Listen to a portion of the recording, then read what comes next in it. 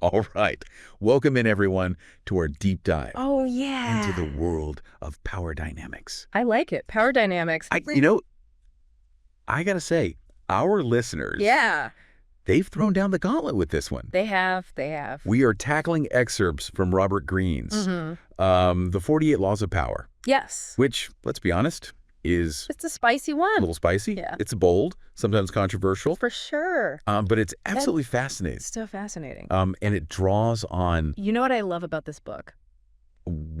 what do you love about this book? It pulls from all these historical figures and sources like Machiavelli, Sun Tzu, all these stories of con men and kings and artists, all to kind of illustrate these points about power. Yeah. I love it. I mean, we're talking about, Yeah. it's not just like a theoretical, like, here are the laws. No. Showing you how. Here are the laws in action, baby. In action, how they've been used. Exactly.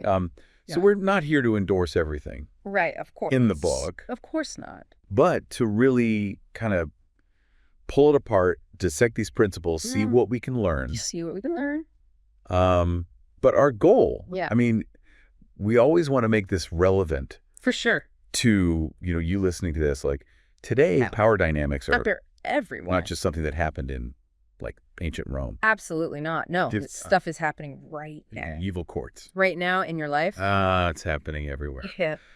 So So I think a good place to start is a law that, honestly, in our image-obsessed world, just feels incredibly relevant. oh, which one? Law 6. Court attention at all cost. Ooh, okay. This one, Green really argues that perception is everything. So it's not even enough to just be competent. Yeah, You have to be seen and noticed. You got to be seen, you got to be noticed. It's all about appearances. So how do you do that? Well, he uses P.T. Barnum as an example, the man behind the famous circus. Right. He was a master of spectacle, staging these outrageous stunts to draw crowds and build his reputation. Oh, I see. Even if people recognized the gimmick, Sure. they couldn't help but be intrigued. It's like that saying, all publicity is good publicity, right? Exactly. But isn't there a danger in, like, focusing too much on appearances? Oh, for sure. What if you lack substance underneath all the flash and dazzle? Right, you have to find the balance, right? Right. It's not about being all show and no substance. It's Right. about understanding that how you present yourself Yeah. matters. Matters. A lot, actually. Okay, so it's not about being fake, Yo, but being strategic strategic. in how you present yourself. Exactly. Got it. Think about it this way. You walk into a room Oh. or you meet someone for the first time. Yeah. What impression do you want to make? How does your online profile reflect who you are and what you want to achieve? That's a good point. These are all questions that relate back to this law. Oh, okay. So it's about, like, crafting your image. Yes. But not for, like, vanity. Right. It's to project the qualities you want to be known for. Exactly. Interesting. Okay. Okay, so let's move on to a law that sounds a little ruthless. Ooh, okay, hit me. Law 7. Get others to do the work for you, but always take the credit. Oh, wow, okay. So how do we apply this ethically? Yeah. Is that even possible? Well, it's definitely a law that requires, some careful consideration. Yeah. Green actually points to Thomas Edison as an example. Oh, really? Yeah, suggesting that he took credit for inventions that were actually created by Nikola Tesla, who was, brilliant. Yeah, he was pretty brilliant. While this obviously raises ethical questions, Yeah. it highlights a crucial aspect of leadership and delegation. So how do we walk that fine line then Right. between, like, leveraging other people's talents Yeah. and taking unfair advantage? It's about being a strategic delegator, not just like dumping tasks on others. Right. When you delegate, you got to ask yourself, Okay. am I giving away opportunities to showcase leadership or strategic thinking? Oh, that's good. Am I providing clear direction and support Yeah. while also ensuring that I receive due credit for my role? That's a really good point. Yeah. So it's not about stealing credit, No. but understanding the balance It's about balance. of delegation Yes. and how it reflects on your leadership. Exactly. Okay, this next one This next one's good. feels like straight out of a spy movie. It does. It does. Law 12. Use selective honesty and generosity to disarm your victim. Ooh. Like, come on. This is all about building trust, but strategically. Right. Green highlights Again, Count Lustig, he would often act incredibly generous, especially before attempting a major con. I see. So this seemingly selfless act was a calculated tactic to lower people's guard. So being seen as trustworthy, Yes. even if it's part of a larger plan. Even if it's all part of a larger plan. Wow. Yeah. Okay. So think about it this way. Have you ever noticed how admitting a small mistake can actually boost your credibility? Or how offering genuine praise to a colleague can make them more receptive to your ideas later on? Yeah, that's true. These are subtle ways to apply this principle. Oh, that's interesting. Right. So it's not just about tricking people. No. It's about understanding the power of perception Yes. and building trust in a way. In a genuine way. In a genuine way, okay. Okay, let's move on to Law 13. When asking for help, appeal to people's self-interest, never to their mercy or gratitude. Okay. This is all about understanding motivation. Right. Instead of relying on past favors or appealing to someone's sympathy, Right. you got to frame your request in a way that benefits them. Oh, so it's like you're not even really asking for help. Wait, You're You're presenting an opportunity. Presenting an opportunity. Yes, it's very relevant to negotiation. Yeah. Whether you're asking for a raise, a promotion, even just a favor from a friend. That's a really good point. Okay. Green uses the example of how the Athenians convinced other city-states to ally with them. They emphasize the mutual benefits of the alliance, I see. not past obligations or acts of charity. So you're understanding what the other person wants, Yes. and you're finding a way to align your request Yes. with their goals. You got it. Okay. It requires a bit of empathy, putting yourself in the other person's shoes and asking yourself what's in it for them. Oh, that's a good one. Right. That's good. Okay. This next one sounds a bit sneaky. All right, lay it on me. Law 14.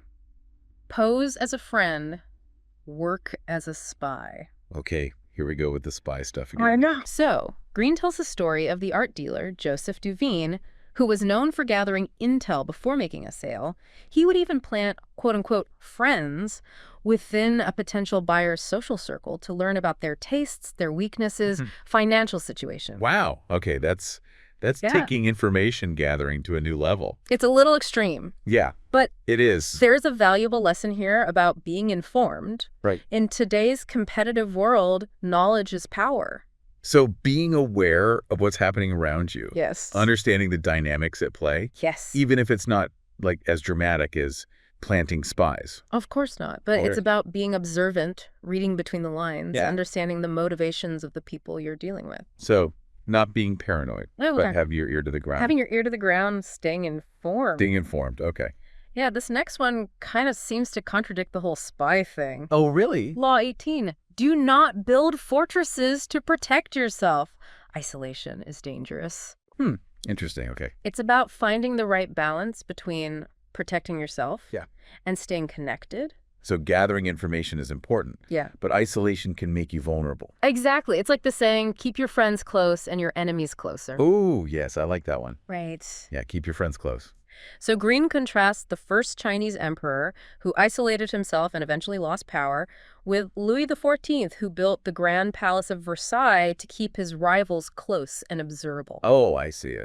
So you're not hiding away. Right. You're staying connected, You're engaged. engaged with the world around you. And I feel like that's so relevant today It is. with remote work, digital communication. Yes. It's so easy to become isolated. So easy. Yeah. So in today's world, networking, visibility, Super important. more important than ever. Yeah. This law reminds us that building and maintaining relationships is crucial, Yeah. not just for your career, but also for your personal well-being. Okay, that's a really good point. Okay, let's dive into a law that I think we can all relate to.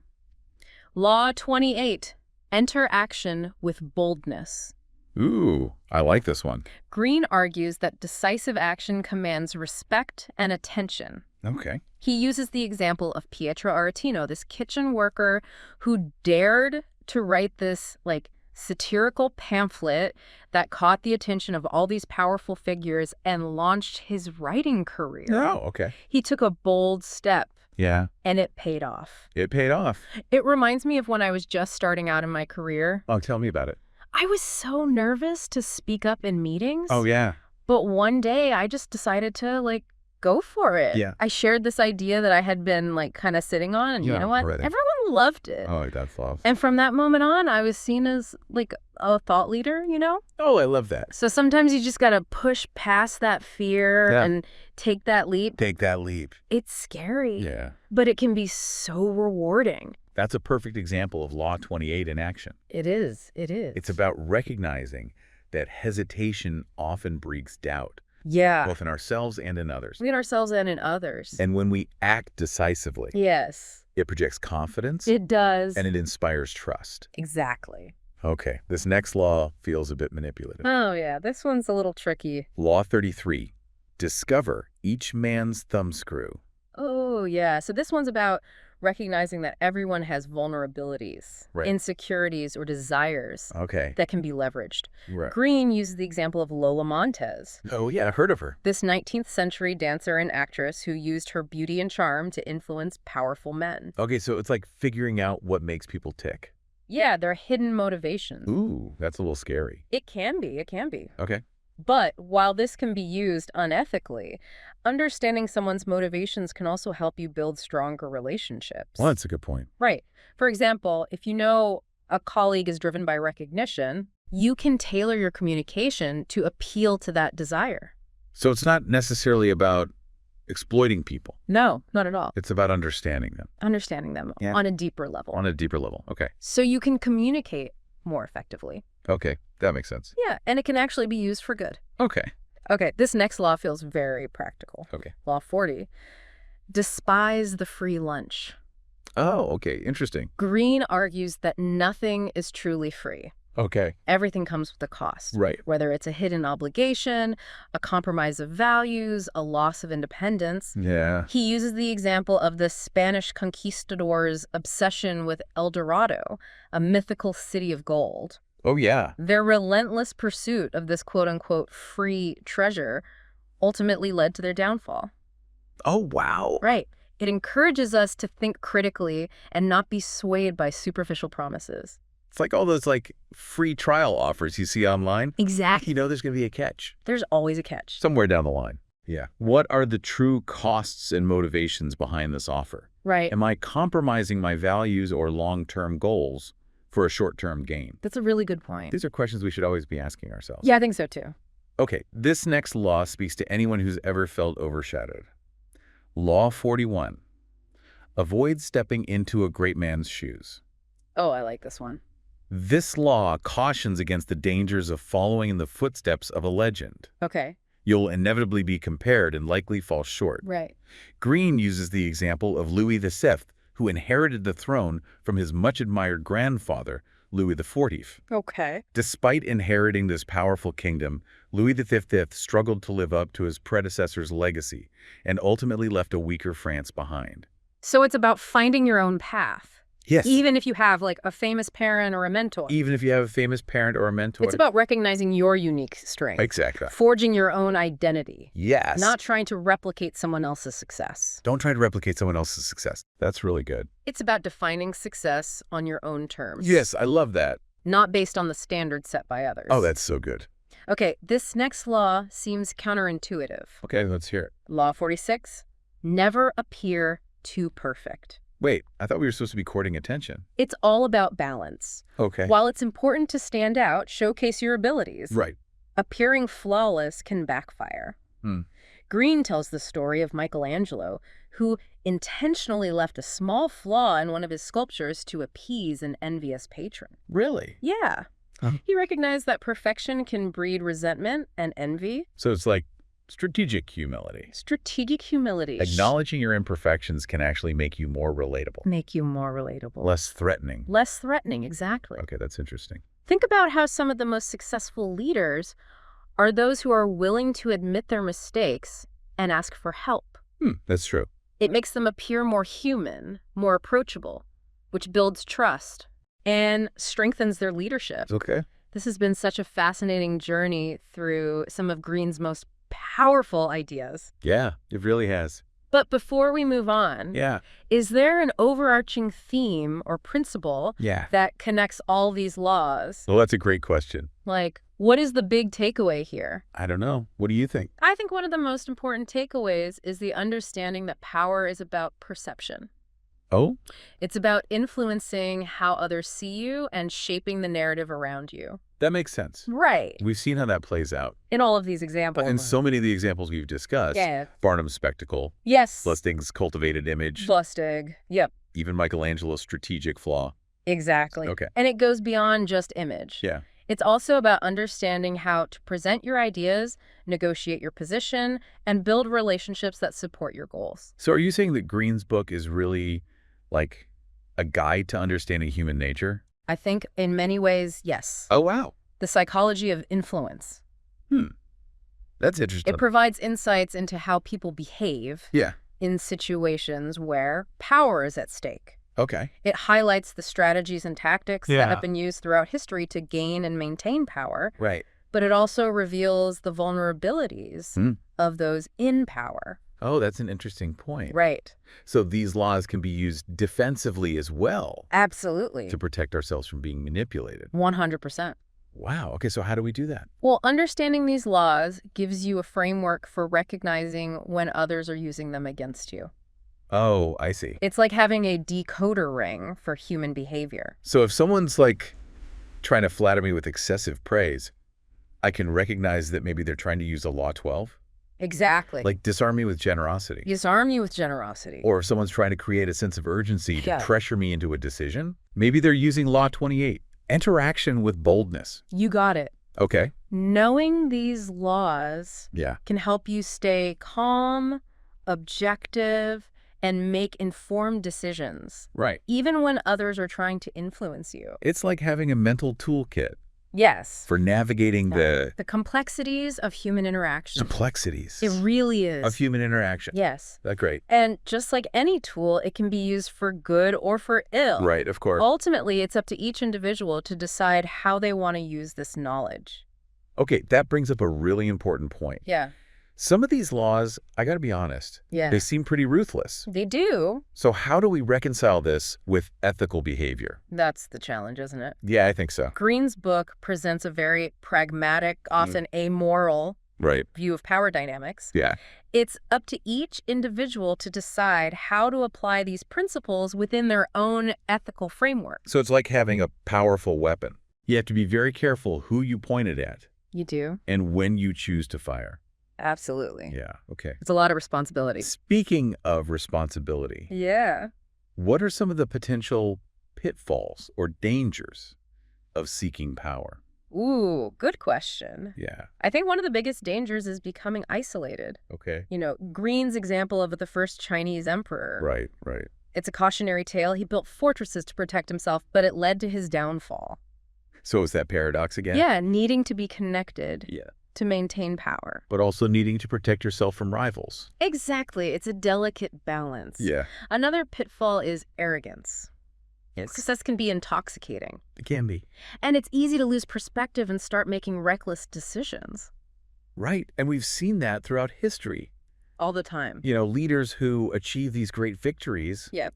but then they become overconfident. Yeah. And they make, like, fatal mistakes. It just happens over and over again. Yeah. But It's a reminder that power is fleeting, and it requires constant vigilance and humility to maintain. Okay, so if power is not an end in itself, Right. then what should we be striving for? I think it's about using your influence to make a positive impact, Okay, whether it's in your workplace, your community, or the world at large. that makes a lot of sense. Right. Aligning your actions with your values and using your influence for good. Exactly. Okay, so we've covered a lot of ground here. A lot of ground. What are some of the key takeaways you want our listener to walk away with? Okay, number one, I want them to appreciate the power of perception. Okay, so not just what you know, Nope. but how you present yourself, How you present yourself. how others see you. Exactly. What else? Second, I want them to understand the importance of strategic thinking and emotional control. Oh, that's so important. Power is a game. Yeah. You got to know the rules Right. and how to play effectively. Okay, so don't let your emotions get the better of you. Don't let them get the better of you. Yeah. Anger, fear, they can cloud your judgment and lead to bad decisions. Okay, that's a good point. Finally, I want them to recognize that power is a double-edged sword. Ooh. It can be used for good or evil. Right. It's up to each individual to decide how they want to wield it. That's a powerful message. It is. It reminds us that we all have the potential for power, We do. but it comes with the responsibility Big to responsibility. use it ethically Yes. and for the greater good. For the greater good, that's it. It's like that famous line, with great power comes great responsibility. Exactly. We've explored all these fascinating laws, We have. but I have to admit, it feels a bit overwhelming It can be. to think about applying them in real life. Oh, yeah. Where do we even begin? That's a fair point. Yeah. It can feel daunting to take these historical examples and translate them into actionable steps for our modern lives. Right. A big jump It is. from like ancient Rome to today. It is. Yeah. But the key is to start small. Okay. Choose a few laws that resonate with you and experiment with them in your everyday interactions. So instead of trying to master all 48 laws at once, Right. maybe I pick one or two to focus on. Exactly. Like, I could try being more mindful of my image, how I project myself to the world, like Law 6. That's a great starting point. Okay. Think about your online presence, your communication style, even your wardrobe choices. Oh, interesting. How do these elements contribute to the perception of your character? It's like being the director of your own personal brand. Exactly. Oh, I like that. And maybe you could practice Law 13, framing requests in a way that appeals to people's self-interest. Okay, yeah. That feels very practical. Yeah, it does. And less, well, Machiavellian than some of the other laws. Definitely. So instead of saying, hey, can you do this for me because you owe me one? Yeah. It's about finding a way to make it mutually beneficial. Hey, I think this project would be a great opportunity for you to showcase your skills in this area, and it would really help me out too. Oh, I like that. That's good. See, Yeah. it's a win-win approach Yeah. that builds stronger relationships and fosters collaboration. Okay, that makes sense. Now, I understand if some of the laws, like Law 14, the whole spy thing, Yeah. feel a bit ethically ambiguous. Right. You don't right, have to right, embrace every tactic. No, I'm not comfortable with that level of like deception. Right, of course not. Yeah. But you do see the value in being informed. I do. Like we mentioned earlier, Yeah. it's not about resorting to espionage. It's Yeah. about staying informed, being observant, reading between the lines. So more about sharpening our awareness. Yes. Our ability to like read people, Yes. read situations, Read situations. than it is about like actively deceiving others. Exactly. It's about protecting yourself from manipulation, not becoming a master manipulator yourself. This is starting to feel like a self-defense class for the mind. That's a great way to put it. I like it. Knowledge is power, and understanding these laws gives you a defensive edge in navigating the complexities of human interaction. Okay, so we can adapt these laws to our own comfort level. Absolutely. Ethical boundaries. For sure. It's not an all or nothing proposition. Not at all. Okay, good. The key is to be conscious of the power dynamics at play Right. and to make choices that align with your values. Okay. Power without integrity is ultimately self-defeating. That's a really good point. Right. Okay, one last question. Okay. If you could give Bro. our listener one piece of advice Yep. based on all this, Ooh. what would it be? Be aware of the game, but don't let it consume you. Okay. Power is a part of life, but it's not the only thing that matters. Right. Focus on building genuine relationships, developing your skills, and making a positive impact on the world. That's such a great reminder. It's about finding that balance. True power comes from within, from our character, our contributions, and the connections we make. This deep dive has been incredible. It has. I feel like we've unpacked some really powerful ideas and gained a much deeper understanding of how power works in the world. Absolutely. It's been a pleasure exploring these concepts with you. Yeah, it's been really fun. And for you listening, I hope this knowledge empowers you to navigate your own world with more awareness and intention. Absolutely. Power dynamics are everywhere, so be ready. Keep exploring, keep questioning, and most importantly, keep using your power for good. Couldn't have said it better myself. Until next time, keep diving deep. Our listener, one piece of advice. One piece of advice. Based on all this, what would it be? I would say Yeah. be aware of the game, Okay. but don't let it consume you. Right. Power is a part of life, but it's not the only thing that matters. Yeah. You know, focus on building genuine relationships, Sure. developing your skills, Yeah. making a positive impact on the world. That's such a great reminder. Right. Yeah. It's about finding that balance. Right. Right. True power comes from within. Yeah. From our character, our contributions, and the connections we make. This deep dive has been incredible. It has. I feel like we've unpacked some really powerful ideas We have. and gained a much deeper understanding of how power works in the world. I agree. I agree. It's been a pleasure exploring these concepts with you. Yeah, this has been really fun. And for you listening, I hope this knowledge empowers you to navigate your own world with more awareness and intention. Absolutely. I think that's the key takeaway here. It is. It's about being aware, Yes. intentional. And using this knowledge for good. Yes, keep exploring, keep questioning, and most importantly, keep using your power for good. Couldn't have said it better myself. Until next time, keep diving deep.